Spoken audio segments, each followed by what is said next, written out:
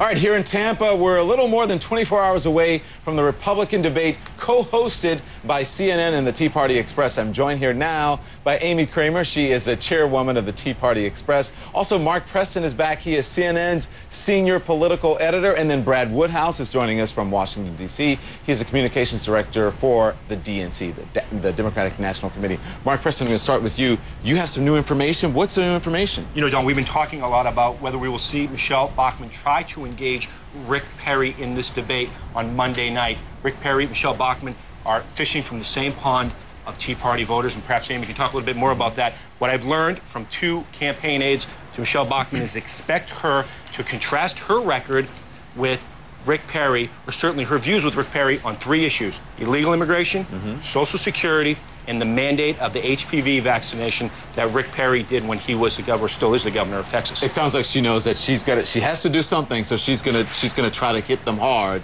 especially hit him hard come Monday night, come tomorrow night, because, I mean, really, he took the wind out of her sails. She won the Iowa straw poll on the same day he threw his hat into the ring, and then Amy, her poll numbers just started going down. Well, we're excited to see them all come together and focus on these issues that are important to the Tea Party movement of fiscal responsibility, limited government, and free markets.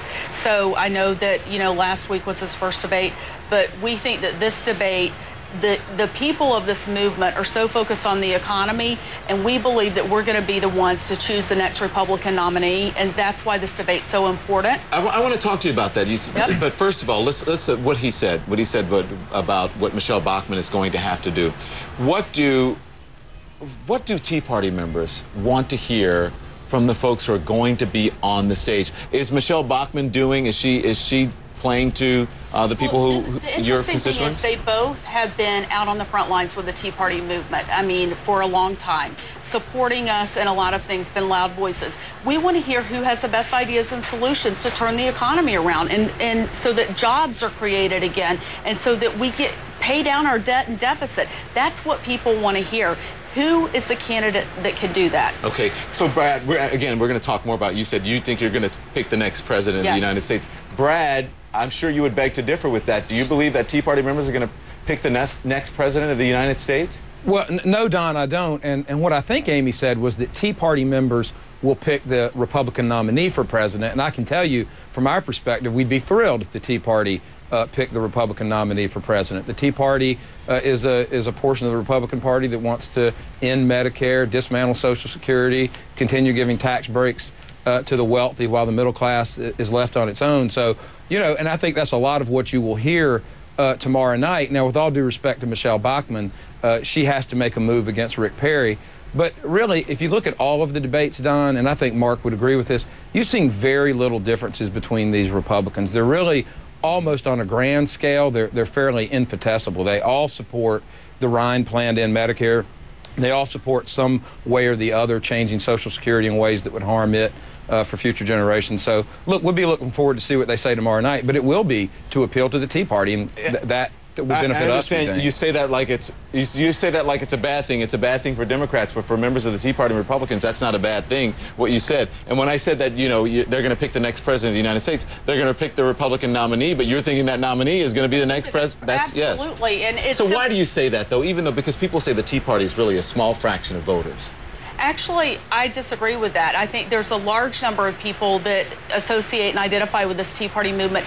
They may not call themselves Tea Party activists, but they too want the economy reined in. They too want jobs created. So, and there are independents and moderates, Democrats in this movement. And I think that we are going to choose the next Republican nominee. And the policies of President Barack Obama, Nancy Pelosi, and Harry Reid simply are not working anymore. He's been in office 3 years. We had a Democratic-controlled Congress from 2006 until January of this year.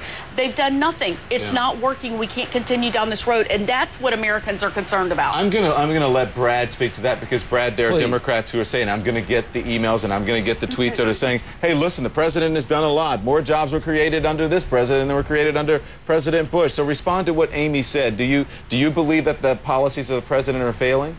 Well, of course not. I mean, Don, remember, we were bleeding 750,000 jobs a month when the president came into office. We've actually created private sector jobs in this country for 18 straight months to the tune of 2.4 million jobs. Now, one of the reasons that the economy has slowed down in recent months is we're bleeding a lot of government sector jobs in the state and local level. And you know what? I'm sure the Tea Party cheers that. But laying off teachers, laying off police officers, laying off firefighters, university administrators, healthcare workers is not the way we're going to turn this economy around. That's one reason the president has got aid to states in his jobs plan, so we can keep teachers on the job. It's not going to help our economy to lay off teachers, no matter what the Tea Party says.